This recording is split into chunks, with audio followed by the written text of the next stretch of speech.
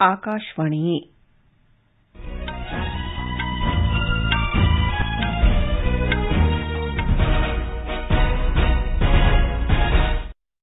खबरां दे इस बुलेटिन नाल मैं बलजीत कौर। पहला खास खबरां।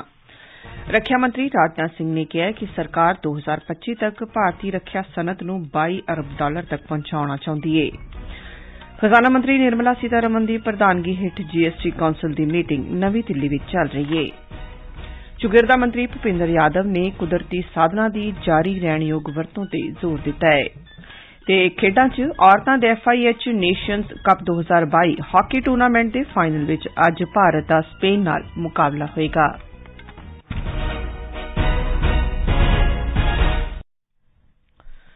रक्षा मंत्री राजनाथ सिंह ने कहा है कि भारत दुनिया की भलाई लई एक महाशक्ति बनना चाहुंदा है। अज नवी दिल्ली विच फिक्की दे 95वें सालाना कन्वेंशन नूं संबोधन करदिआं श्री सिंह ने कहा कि भारत एक विकसित भारत बनन दे संकल्प नूं पूरा कीते बिना एक महाशक्ति नहीं बन सकदा। उन्होंने कहा कि भारत किसी देश उपर दबदबा नहीं बनाउणा चाहुंदा, ना इस दी किसी होर देश की 1 इंच जमीन ते भी कब्जा करन दा इरादा है।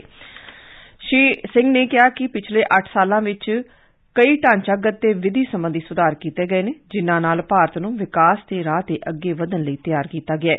उन्होंने कहा कि जद देश की आर्थिक हालत ठीक हुंदी है तां विदेशां तो बहुत सारी पूंजीकारी हुंदी है। रक्षा मंत्री ने कहा कि फौजियां ने हमेशा अपनी दलेरी ते बहादुरी विखाई है। गलवान ते तावांग घटनावां दा जिक्र करदिआं श्री सिंह ने कहा कि उन्होंने खुद एक कल्पना नहीं सी कीती कि वो सरहद ते अजिही जादुई दलेरी विखा सकदे ने। भारतीय रक्षा उत्पादां बारे उन्होंने कहा कि सारी दुनिया इन्हां दी उडीक कर रही है। मंत्री ने कहा कि भारतीय रक्षा सनअत विच बहुत संभावना है ते सरकार 2025 तक इसनूं $22 अरब तक पहुंचाउणा चाहुंदी है। खजाना मंत्री निर्मला सीतारमण नवी दिल्ली विच जारी जीएसटी कौंसल की मीटिंग की प्रधानगी कर रहे हैं। इस च खजाना राज मंत्री ते राज दे केंद्र प्रबंधित प्रदेशों के खजाना मंत्री ते केंद्र सरकार दे राज सरकारां दे सीनियर अधिकारी हिस्सा ले रहे हैं। मीटिंग विच जीएसटी कौंसल अधीन आउंदे अपराधां नूं अपराधां दी श्रेणी तो बाहर रखण लई अपीली ट्रिब्यूनल कायम करन ते पान मसाला ते गुटखा कारोबार च टैक्स चोरी ते काबू पाउण लई प्रबंध जही कई मुद्दिआं ते फैसले लए जाण दी उम्मीद है। मेघालय दे मुक्ख मंत्री कॉनराड संगमा दी प्रधानगी च मंत्रियां दे समूह वल्लों ऑनलाइन गेमिंग ते कैसीनोज ते जीएसटी बारे अपनी रिपोर्ट वीरवार नूं खजाना मंत्री निर्मला सीतारमण नूं दे दित्ती गई है, जिस दे बाद इस मुद्दे ते भी विचार वटांदरा हो सकदा है। जीएसटी कौंसल टैक्स अधिकारियों की एक रिपोर्ट ते भी विचार करेगी ते कुछ खास वस्तां ते सेवावां उपर लागू होण वालीआं दरां ते स्थिति स्पष्ट करेगी। खजाना मंत्री निर्मला सीतारमण ने कहा कि आउंदा केंद्रीय बजट अजिही रूपरेखा तय करेगा जो भारत नूं अगले 25 सालां लई तैयार करेगी। फिक्की दे एक समारोह विखे बोलदिआं उन्होंने कहा कि आउंदा बजट पहलां दे बजटां दी भावना अनुसार ही होएगा। श्रीमती सीतारमण ने सनअत नूं इस बारे नीतियां तैयार करन लई कहा है कि विकसित देशां च चल रहे कारोबार पच्छम च मंदी दे खदशिआं दरमियान किवें भारत नूं उत्पादन दे एक स्रोत केंद्र वजों वेख सकदे ने। उन्होंने कहा कि सरकार ने भारत विच विदेशी पूंजीकारी नूं आकर्षित करन लई काफी सहूलतां लिआंदिआं ने ते नेमां विच कई सुधार कीते ने ते इह भारत विच ही अपने केंद्र कायम करन वालीआं सनअतां नाल गलबात कर रही है। श्रीमती सीतारमण ने कहा कि सनअत नूं भी यूरोप समेत आधुनिक देशां च फर्मां जो कि चीन तो दूर अपने उत्पादन ठिकाने खोलण बारे विचार कर रहीआं ने नूं आकर्षित करन लई नीति तैयार करन दी जरूरत है। प्रधानमंत्री नरेंद्र मोदी कल शिलांग विच उत्तर पूर्वी कौंसल NEC दे गोल्डन जुबली जश्नां विच हिस्सा लैणगे। ਉਹ इस मौके NEC ਦੀ ਇੱਕ ਅਧਿਕਾਰਕ ਮੀਟਿੰਗ ਦੇ ਨਾਲ-ਨਾਲ ਇੱਕ ਜਨਸਭਾ ਨੂੰ ਵੀ ਸੰਬੋਧਨ ਕਰਨਗੇ।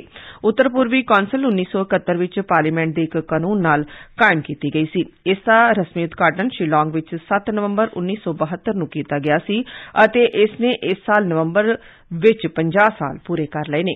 ਪ੍ਰਧਾਨ ਮੰਤਰੀ ਉੱਤਰ ਪੂਰਬੀ ਖਿੱਤੇ ਦੇ ਵੱਖ-ਵੱਖ ਅਹਿਮ ਪ੍ਰੋਜੈਕਟਾਂ ਦਾ ਵੀ ਉਦਘਾਟਨ ਕਰਨਗੇ। ਇਨ੍ਹਾਂ ਵਿੱਚ Indian institute of management IIM Shillong NEC project ਅਤੇ ਮੇਘਾਲਿਆ ਰਾਜ ਪ੍ਰੋਜੈਕਟ ਸ਼ਾਮਲ ਨੇ। ਪ੍ਰਧਾਨ ਮੰਤਰੀ ਕੁਝ ਹੋਰ ਪ੍ਰੋਜੈਕਟਾਂ ਦਾ ਨੀਂਹ ਪੱਥਰ ਵੀ ਰੱਖਣਗੇ। ਉਹ ਮੇਘਾਲਿਆ ਦੇ 4G ਟਾਵਰ ਨੂੰ ਵੀ ਸਮਰਪਿਤ ਕਰਨਗੇ। ਕੇਂਦਰੀ ਪੈਟਰੋਲੀਅਮ ਤੇ ਕੁਦਰਤੀ ਗੈਸ ਮੰਤਰੀ ਹਰਦੀਪ ਸਿੰਘ ਪੁਰੀ ਨੇ ਕਿਹਾ ਹੈ ਕਿ ਭਾਰਤ ਨੂੰ ਹੋਰਨਾਂ ਦੇਸ਼ਾਂ ਨਾਲ ਇੱਕ ਜੈਵ ਈਂਧਨ ਗੱਠਜੋੜ ਬਣਾਉਣ ਦਾ ਭਰੋਸਾ ਹੈ। ਬੈਂਗਲੁਰੂ ਵਿੱਚ ਭਾਰਤ ਦੇ ਅਹਿਮ ਊਰਜਾ ਪ੍ਰੋਗਰਾਮ ਭਾਰਤ ਊਰਜਾ ਹਫ਼ਤਾ 2023 ਬਾਰੇ ਇੱਕ ਪ੍ਰੈਸ ਕਾਨਫਰੰਸ ਨੂੰ ਸੰਬੋਧਨ ਕਰਦਿਆਂ ਮੰਤਰੀ ਨੇ ਐਲਾਨ ਕੀਤਾ ਕਿ ਭਾਰਤ ਛੇਤੀ ਹੀ ਇਥਾਨੋਲ ਦੇ 20% ਮਿਸ਼ਰਣ ਵਾਲਾ E20 ਈਂਧਨ ਪੇਸ਼ ਕਰੇਗਾ ਕਿਉਂਕਿ 2025 ਤੱਕ ਦੇਸ਼ ਵਿੱਚ ਇਥਾਨੋਲ ਦਾ ਉਤਪਾਦਨ 1000 ਕਰੋੜ ਲੀਟਰ ਤੱਕ ਪਹੁੰਚ ਜਾਏਗਾ। ਮੰਤਰੀ ਨੇ ਕਿਹਾ ਕਿ ਭਾਰਤ ਆਪਣੀ G20 ਪ੍ਰਧਾਨਗੀ ਹੇਠ ਅੰਤਰਰਾਸ਼ਟਰੀ ਜੈਵ ਈਂਧਨ ਗੱਠਜੋੜ ਕਾਇਮ ਕਰਨ ਦੀ ਤਾਂਘ ਕਰ ਰਿਹਾ ਹੈ। ਇਹ ਖਬਰਾਂ ਤੁਸੀਂ ਆਕਾਸ਼ਵਾਣੀ ਤੋਂ ਸੁਣ ਰਹੇ ਹੋ। ਚੌਗਿਰਦਾ ਜੰਗਲਾਤ ਤੇ ਜਲਵਾਯੂ ਤਬਦੀਲੀ ਮੰਤਰੀ ਭੁਪਿੰਦਰ ਯਾਦਵ ਨੇ ਕੁਦਰਤੀ ਵਸੀਲਿਆਂ ਦੀ ਨਿਰੰਤਰ ਰਹਿਣਯੋਗ ਵਰਤੋਂ ਤੇ ਜ਼ੋਰ ਦਿੱਤਾ ਹੈ। ਉਨ੍ਹਾਂ ਕਿਹਾ ਕਿ ਵਸੀਲਿਆਂ ਦੀ ਸਮਝਦਾਰੀ ਨਾਲ ਤੇ ਸੰਭਾਲ ਕੇ ਵਰਤੋਂ ਕਰਨਾ ਸਮੇਂ ਦੀ ਲੋੜ ਹੈ। ਉਹ ਕੈਨੇਡਾ ਦੇ ਮੌਂਟਰੀਅਲ ਵਿੱਚ ਸੰਯੁਕਤ ਰਾਸ਼ਟਰ ਜੈਵ ਵਿਭਿੰਨਤਾ ਕਾਨਫਰੰਸ COP15 ਵਿਖੇ ਦੇਸ਼ ਵੱਲੋਂ ਰਾਸ਼ਟਰੀ ਬਿਆਨ ਦੇ ਰਹੇ ਸਨ। Lifestyle for environment life ਭਾਵ ਚੌਗਿਰਦੇ ਲਈ ਜੀਵਨ ਜਾਚ ਅਪਣਾਉਣ ਲਈ ਪ੍ਰਧਾਨ ਮੰਤਰੀ ਨਰਿੰਦਰ ਮੋਦੀ ਦੀ ਜ਼ੋਰਦਾਰ ਅਪੀਲ ਤੇ ਚਾਨਣਾ ਪਾਉਂਦਿਆਂ ਉਨ੍ਹਾਂ ਕਿਹਾ ਕਿ ਐਚਈ ਟੀਚੇ ਲਾਗੂ ਕਰਨ ਵਿੱਚ ਦੇਸ਼ ਦੀ ਪਹੁੰਚ ਸਰਗਰਮ ਅਤੇ ਅਗਾਂਹ ਵਧੂ ਹੈ। ਸ਼੍ਰੀ ਯਾਦਵ ਨੇ ਕਿਹਾ ਕਿ ਦੇਸ਼ ਆਪਣੀਆਂ ਵਚਨਬੱਧਤਾਵਾਂ ਪੂਰੀਆਂ ਕਰਨ ਦੇ ਰਾਹ ਤੇ ਹੈ। ਉਨ੍ਹਾਂ ਕਿਹਾ ਕਿ ਖੇਤੀਬਾੜੀ ਦੇਸ਼ ਵਿਚਲੇ ਲੱਖਾਂ ਲੋਕਾਂ ਦੇ ਜੀਵਨ ਰੋਜ਼ੀ ਰੋਟੀ ਤੇ ਸੱਭਿਆਚਾਰ ਦਾ ਸਰੋਤ ਹੈ। ਉਨ੍ਹਾਂ ਕਿਹਾ ਕਿ ਦੇਸ਼ ਦੇ ਜੰਗਲਾਂ ਤੇ ਦਰੱਖਤਾਂ ਦਾ ਰਕਬਾ ਜੰਗਲੀ ਜੀਵਾਂ ਦੀ ਆਬਾਦੀ ਦੇ ਨਾਲ ਹੀ ਵਧ ਰਿਹਾ ਹੈ। ਬਿਹਾਰ ਵਿੱਚ ਜ਼ਹਿਰੀਲੀ ਸ਼ਰਾਬ ਕਾਰਨ ਹੋਈਆਂ ਮੌਤਾਂ ਦੀ ਗਿਣਤੀ ਵੱਧ ਕੇ 81 ਹੋ ਗਈ ਹੈ। ਸਾਰਾਨ ਜ਼ਿਲ੍ਹੇ 'ਚ ਸਭ ਤੋਂ ਵੱਧ ਯਾਨੀ 74 ਮੌਤਾਂ ਹੋਈਆਂ ਨੇ ਜਿੱਥੇ ਜ਼ਹਿਰੀਲੀ ਸ਼ਰਾਬ ਪੀਣ ਕਾਰਨ 15 ਹੋਰ ਲੋਕ ਮਾਰੇ ਗਏ ਨੇ। ਸਿਵਾਨ ਜ਼ਿਲ੍ਹੇ 'ਚ 5 ਮੌਤਾਂ ਹੋਈਆਂ ਨੇ ਜਦਕਿ ਬੇਗੂਸਰਾਏ ਜ਼ਿਲ੍ਹੇ 'ਚ 2 ਲੋਕ ਮਾਰੇ ਗਏ ਨੇ। ਜ਼ਹਿਰੀਲੀ ਸ਼ਰਾਬ ਕਾਰਨ ਰਾਜ ਦੇ ਹੋਰ ਇਲਾਕਿਆਂ 'ਚ ਵੀ ਮੌਤਾਂ ਹੋ ਰਹੀਆਂ ਨੇ। 25 ਲੋਕਾਂ ਦੀ ਅੱਖਾਂ ਦੀ ਰੌਸ਼ਨੀ ਚਲੀ ਗਈ ਹੈ। ਮੌਤਾਂ ਦੀ ਗਿਣਤੀ ਵੱਧ ਸਕਦੀ ਹੈ ਕਿਉਂਕਿ 30 ਲੋਕਾਂ ਦਾ ਵੱਖ-ਵੱਖ ਹਸਪਤਾਲਾਂ ਵਿੱਚ ਇਲਾਜ ਚੱਲ ਰਿਹਾ ਹੈ। ਮਨੁੱਖੀ ਹੱਕਾਂ ਬਾਰੇ ਰਾਸ਼ਟਰੀ ਕਮਿਸ਼ਨ NHRC ਨੇ ਇਸ ਤ੍ਰਾਸਦਕ ਘਟਨਾ ਤੇ ਬਿਹਾਰ ਸਰਕਾਰ ਨੂੰ ਇੱਕ ਨੋਟਿਸ ਜਾਰੀ ਕੀਤਾ ਹੈ। ਮੀਡੀਆ ਖਬਰਾਂ ਨੂੰ ਆਪਣੇ ਤੌਰ ਤੇ ਧਿਆਨ ਵਿੱਚ ਲੈਂਦਿਆਂ NHRC ਨੇ ਰਾਜ ਸਰਕਾਰ ਨੂੰ ਇਸ ਮਾਮਲੇ ਵਿੱਚ ਛੇਤੀ ਤੋਂ ਛੇਤੀ ਇੱਕ ਵੇਰਵੇ ਸਹਿਤ ਰਿਪੋਰਟ ਦੇਣ ਲਈ ਕਿਹਾ ਹੈ। ਸਾਰਾਨ ਦੇ ਜ਼ਿਲ੍ਹਾ ਮੈਜਿਸਟ੍ਰੇਟ ਰਾਜੇਸ਼ ਮੀਨਾ ਨੇ ਕਿਹਾ ਹੈ ਕਿ ਇਸ ਸੰਬੰਧ ਵਿੱਚ ਹੁਣ ਤੱਕ 213 ਲੋਕ ਗ੍ਰਿਫਤਾਰ ਕੀਤੇ ਗਏ ਨੇ।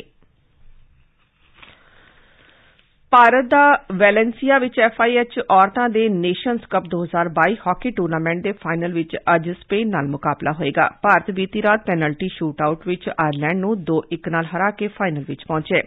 ਆਇਰਲੈਂਡ ਨੇ 14ਵੇਂ ਮਿੰਟ ਵਿੱਚ ਇੱਕ ਗੋਲ ਕੀਤਾ ਪਰ ਭਾਰਤ ਦੀ ਉਦਿਤਾ ਵੱਲੋਂ ਮੈਚ ਦੇ 44ਵੇਂ ਮਿੰਟ ਵਿੱਚ ਕੀਤੇ ਗੋਲ ਸਦਕਾ ਮੈਚ ਤੈਅ ਸਮੇਂ ਦੇ ਖਤਮ ਹੋਣ ਤੱਕ 1-1 ਨਾਲ ਬਰਾਬਰ ਹੋ ਗਿਆ ਅਤੇ ਇਸ ਦਾ ਫੈਸਲਾ ਪੈਨਲਟੀ ਸ਼ੂਟ ਆਊਟ ਨਾਲ ਕੀਤਾ ਗਿਆ। ਨਵਨੀਤ ਕੌਰ ਨੂੰ ਪਲੇਅਰ ਆਫ ਦਾ ਮੈਚ ਚੁਣਿਆ ਗਿਆ। ਫੀਫਾ ਵਿਸ਼ਵ ਕੱਪ 2022 ਵਿੱਚ ਭਲਕੇ ਲੋਸੇਲ ਸਟੇਡੀਅਮ ਵਿਖੇ ਅਰਜਨਟੀਨਾ ਤੇ ਪਿਛਲਾ ਚੈਂਪੀਅਨ ਫਰਾਂਸ ਖਿਤਾਬੀ ਮੁਕਾਬਲੇ ਵਿੱਚ ਆਮੋ-ਸਾਹਮਣੇ ਹੋਣ ਲਈ ਤਿਆਰ ਨੇ। ਮੈਚ ਭਾਰਤੀ ਸਮੇਂ ਮੁਤਾਬਕ ਰਾਤ 8:30 ਵਜੇ ਸ਼ੁਰੂ ਹੋਏਗਾ। ਦੋਵੇਂ ਟੀਮਾਂ ਆਉਂਦੇ ਵਿਸ਼ਵ ਕੱਪ ਫਾਈਨਲ ਵਿੱਚ ਆਪੋ ਆਪਣਾ ਤੀਜਾ ਖਿਤਾਬ ਜਿੱਤਣ ਲਈ ਮੈਦਾਨ ਵਿੱਚ ਉਤਰਨਗੀਆਂ। ਉਧਰ ਅੱਜ ਕ੍ਰੋਏਸ਼ੀਆ ਤੇ ਮੋਰੋਕੋ ਦਰਮਿਆਨ ਤੀਜੇ ਸਥਾਨ ਲਈ ਖਲੀਫਾ ਅੰਤਰਰਾਸ਼ਟਰੀ ਸਟੇਡੀਅਮ ਵਿਖੇ ਮੈਚ ਹੋਏਗਾ। ਮੈਚ ਭਾਰਤੀ ਸਮੇਂ ਮੁਤਾਬਕ ਰਾਤ 8:30 ਵਜੇ ਹੋਏਗਾ। ਚੱਟੋਗ੍ਰਾਮ ਕ੍ਰਿਕਟ ਟੈਸਟ ਮੈਚ ਵਿੱਚ ਬੰਗਲਾਦੇਸ਼ ਨੇ ਭਾਰਤ ਖਿਲਾਫ ਆਪਣੀ ਦੂਜੀ ਇਨਿੰਗ ਵਿੱਚ 3 ਵਿਕਟਾਂ ਦੇ ਨੁਕਸਾਨ ਤੇ 176 ਦੌੜਾਂ ਬਣਾ ਲਈਆਂ ਨੇ। ਪਹਿਲਾਂ ਮੇਜ਼ਬਾਨ ਟੀਮ ਨੇ ਚੌਥੇ ਦਿਨ ਆਪਣੀ ਦੂਜੀ ਇਨਿੰਗਜ਼ ਬਿਨਾਂ ਕਿਸੇ ਨੁਕਸਾਨ ਦੇ 42 ਦੌੜਾਂ ਦੇ ਸਕੋਰ ਤੋਂ ਅੱਗੇ ਸ਼ੁਰੂ ਕੀਤੀ। ਭਾਰਤ ਨੇ ਬੰਗਲਾਦੇਸ਼ ਨੂੰ ਪਹਿਲੀ ਇਨਿੰਗਜ਼ ਵਿੱਚ 150 ਦੌੜਾਂ ਤੇ ਆਊਟ ਕਰ ਦਿੱਤਾ ਪਰ ਕਪਤਾਨ KL ਰਾਹੁਲ ਨੇ ਬੰਗਲਾਦੇਸ਼ ਨੂੰ ਫਾਲੋ ਆਨ ਖੇਡਣ ਲਈ ਮਜਬੂਰ ਨਹੀਂ ਕੀਤਾ। ਭਾਰਤ ਨੇ ਆਪਣੀ ਦੂਜੀ ਇਨਿੰਗਜ਼ 2 ਵਿਕਟਾਂ ਪਿੱਛੇ 258 ਦੌੜਾਂ ਦੇ ਸਕੋਰ ਤੇ ਖਤਮ ਕਰਨ ਦਾ ਐਲਾਨ ਕੀਤਾ। ਭਾਰਤ ਨੇ ਆਪਣੀ ਪਹਿਲੀ ਇਨਿੰਗਜ਼ 404 ਦੌੜਾਂ ਬਣਾਈਆਂ ਸਨ। ਬੰਗਲਾਦੇਸ਼ ਦੇ ਹਵਾਈ ਫੌਜ ਮੁਖੀ ਏਅਰ ਚੀਫ ਮਾਰਸ਼ਲ ਅਬਦੁਲ ਹੰਨਾਨ ਨੇ ਅੱਜ ਖੇਤਰੀ ਸਹਿਯੋਗ ਮਜ਼ਬੂਤ ਕਰਨ ਲਈ ਭਾਰਤ ਸਮੇਤ ਬੰਗਲਾਦੇਸ਼ ਦਰਮਿਆਨ ਸਹਿਯੋਗ ਮਜ਼ਬੂਤ ਕਰਨ ਲਈ ਕਿਹਾ। ਉਹ ਹੈਦਰਾਬਾਦ ਵਿੱਚ ਦੁੰਦੇਗਲ ਵਿਖੇ ਏਅਰ ਫੋਰਸ ਅਕੈਡਮੀ 'ਚ ਪਾਸਿੰਗ ਆਊਟ ਪਰੇਡ ਦੇ ਮੁਆਇਨੇ ਮਗਰੋਂ ਭਾਰਤੀ ਹਵਾਈ ਫੌਜ ਦੇ ਨਵੇਂ ਫਲਾਈਟ ਕੈਡੇਟਸ ਨੂੰ ਸੰਬੋਧਨ ਕਰ ਰਹੇ ਸਨ। ਸ਼੍ਰੀ ਹੰਨਨ ਨੇ ਉਨ੍ਹਾਂ ਨੂੰ ਜੰਗ ਨਾਲ ਸੰਬੰਧਿਤ ਬਦਲ ਰਹੀ ਤਕਨਾਲੋਜੀ ਅਨੁਸਾਰ ਆਪਣੇ ਆਪ ਨੂੰ ਲਗਾਤਾਰ ਅਪਗ੍ਰੇਡ ਕਰਨ ਲਈ ਕਿਹਾ। ਪਹਿਲਾਂ ਉਨ੍ਹਾਂ ਨੇ ਪਾਸਿੰਗ ਆਊਟ ਪਰੇਡ ਦਾ ਮੁਆਇਨਾ ਕੀਤਾ ਤੇ ਪਾਸਿੰਗ ਆਊਟ ਫਲਾਈਟ ਕੈਡੇਟਸ ਨੂੰ ਵਿੰਗਸ ਪ੍ਰਦਾਨ ਕੀਤੇ। ਆਖਿਰ 'ਚ ਖਾਸ ਖਬਰਾਂ ਇੱਕ ਵਾਰ ਫਿਰ। ਰੱਖਿਆ ਮੰਤਰੀ ਰਾਜਨਾਥ ਸਿੰਘ ਨੇ ਕਿਹਾ ਕਿ ਸਰਕਾਰ 2025 ਤੱਕ ਭਾਰਤੀ ਰੱਖਿਆ ਸਨਅਤ ਨੂੰ $22 ਅਰਬ ਤੱਕ ਪਹੁੰਚਾਉਣਾ ਚਾਹੁੰਦੀ ਹੈ। खजाना मंत्री निर्मला सीतारमण की प्रधानगी हेठ जीएसटी कौंसल की मीटिंग नवी दिल्ली में जारी है।